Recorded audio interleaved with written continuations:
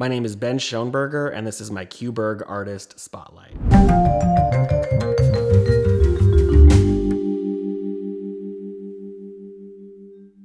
My name is Ben Schonberger. My pronouns are he, him.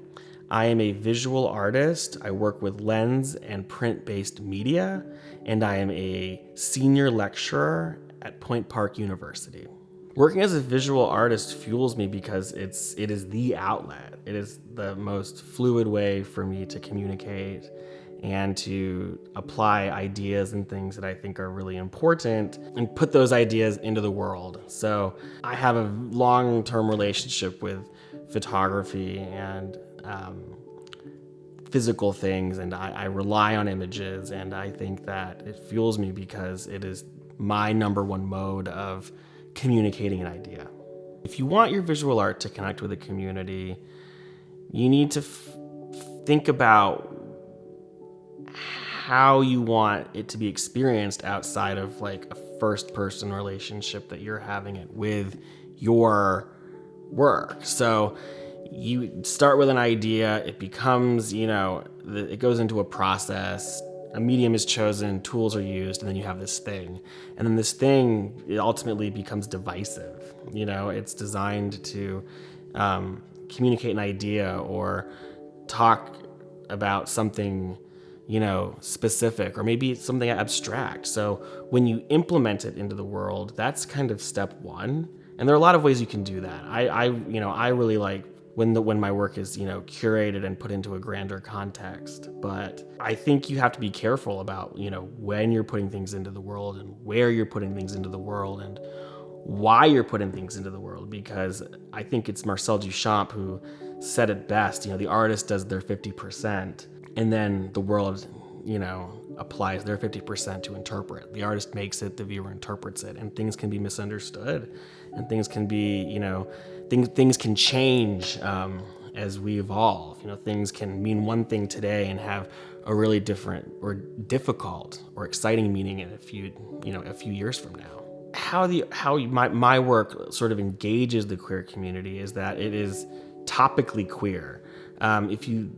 If you interact with my work or you come across it, it has this like queer facade. It has this very strange, almost like fluid presentation, whether it's the use of color or it's the use of subject matter.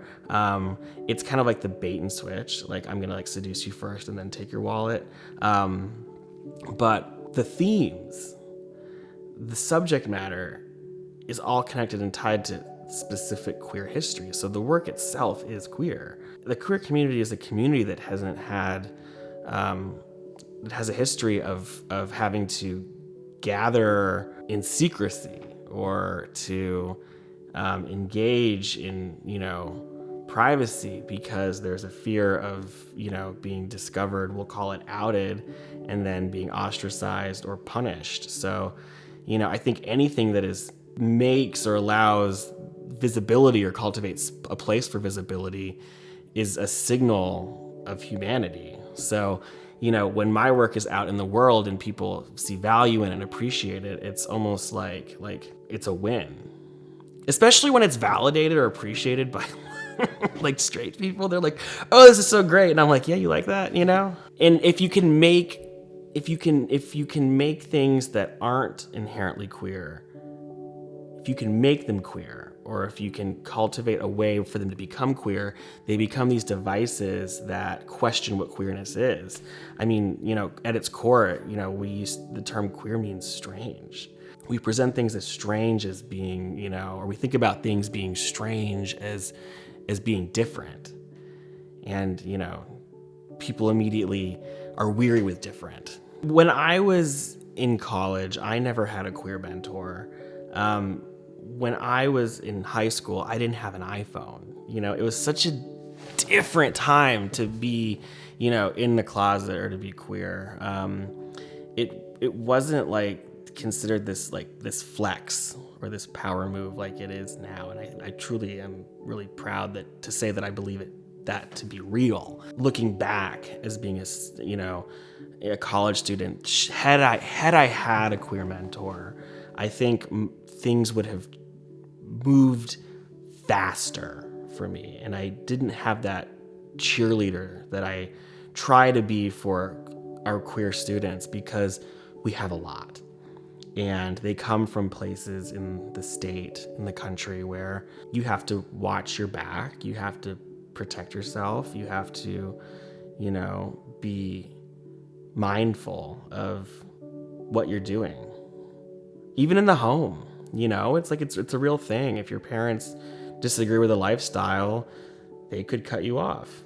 That's still a thing. We live in Pittsburgh. It's like the Wild West of Appalachia. It's like it's a play date. So when students come here, they know what they want to do, or how they want to pivot their life, or how they want to find that like realization or put things into motion to live with integrity.